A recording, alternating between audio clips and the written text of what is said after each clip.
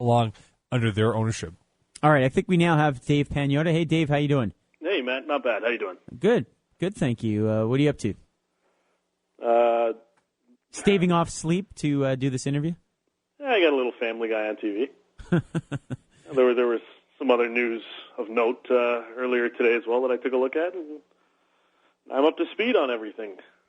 All right, well, what's your guess? What's your over-under, Dave? I think no hockey till the Winter Classic. That's my guess. Yeah, I mean that looks like the realistic goal for everybody. I mean, this is what everybody was telling me before we even got to the negotiations. This is what everyone was saying back in January at the All-Star game, that we won't see hockey until December, January. And that seems to be staying the course for now. I mean, talking to a few people earlier today, everyone seems oddly optimistic that something can be done at the 11th hour. But based on how the last, the Wednesday, Thursday, Friday of last week kind of went, that seems a little unrealistic in my eyes. But if this can take its turn at any point, and we're right now at a negotiation standpoint right now where it's kind of a bit of a standoff, and everybody's starting to play the dirty side of things, and it's just normal in a negotiation like this. Dave, what about the free agent situation, players who haven't signed yet? Is that kind of cooled off right now in terms of people waiting to see what happens with the CBA, or talks still ongoing with teams and free agents? There's some talk. It's definitely slowed down, especially on the trade front. That's significantly dwindled over the last few weeks. And for the most part, free agency has too. Now, that said, I wouldn't be surprised at all if we see a few players that aren't necessarily restricted free agents, but some players that are up for or in talks right now for contract extensions get signed later this week. And before the 15th, it's entirely possible, because I know there are a few players that are still negotiating extensions at this stage. And, barring what happens with the CBA, and if there are any limits on contract length, if you want a longer term, it's in your best interest to do something now, and teams aren't necessarily against going that route. Dave Pagnotta joining us from thefourthperiod.com, also the Fourth Period on Twitter.com. Elsewhere, in terms of the NHL, Phoenix Coyotes kind of been under the radar, huh? I mean, everything's kind of in suspended animation, frozen, if you will, in time, in terms of what's happening with that ownership situation. I mean, what is really going on there? Are we really going to go through another year of this crap? Yeah, well, I was going to say, it's not so much necessarily that I went under the radar. It's more so the fact that nobody really gives a crap. Look, Phoenix is going to end up staying by the looks of things. And it's going to be interesting to see what kind, if any, of out clauses are part of this deal that Jameson has come up with. How he managed to bring some people on board with this, especially towards the end of this, is beyond me and a few other people that I've spoken to as well, close to the league from an ownership standpoint. It's good because you get to keep it in a market. You don't have to worry about moving. You get to save face a little bit and say that, look, we believe that this market can work, and if the team continues to make the playoffs and competes, yada yada yada, then our stability in certain markets remains solid. And the fact of the matter is, they're in an absolutely horrible geographic location on the outskirts of Phoenix.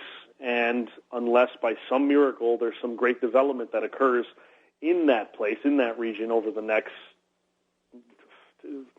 2, 5, 10 years, it's going to be a crappy market for a long time. All right. And in terms of the gamesmanship that you're seeing from the agents of players, from the NHLPA, from the NHL, who's winning the propaganda war in your estimation right now? I think the players definitely have the fans' vote. I think by all indications the fans seem to be siding with the players, and you know what?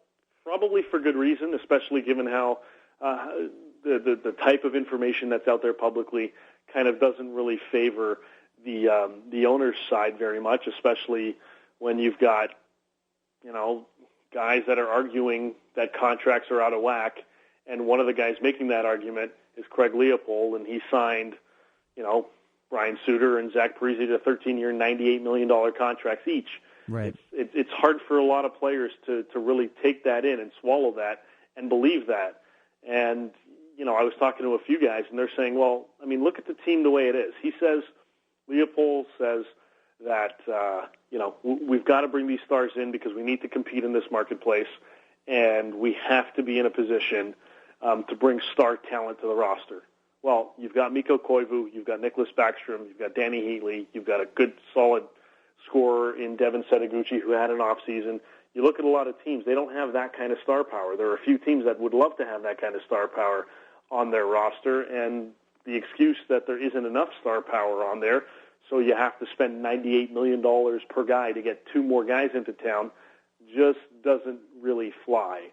And a lot of players are confused and they're left scratching their heads at some of the contradictory statements that the owners have been making so far, and the other folks that are on the owner's behalf that have been saying so far. So they're kind of, the fans don't understand it either, and that's why they seem to be siding with the player, or one of the reasons anyway, why they seem to be siding with the players right now. So what are you guys monitoring right now on the fourthperiod.com? Well, we're keeping a close eye on a lot of the guys that are potentially leaving and heading overseas and signing either short-term deals or potentially even long-term deals.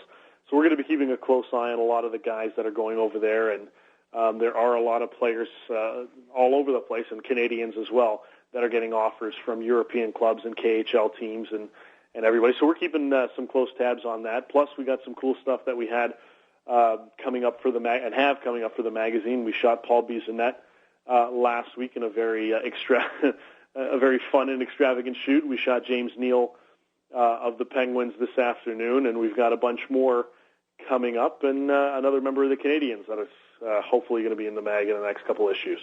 All right, good teasing there. I like that. All right, so thefourthperiod.com is the website, of course, and check them out on twitter.com/thefourthperiod. Dave, thanks so much for taking some time. Get some sleep. Go sleep. I will try to do that. All right.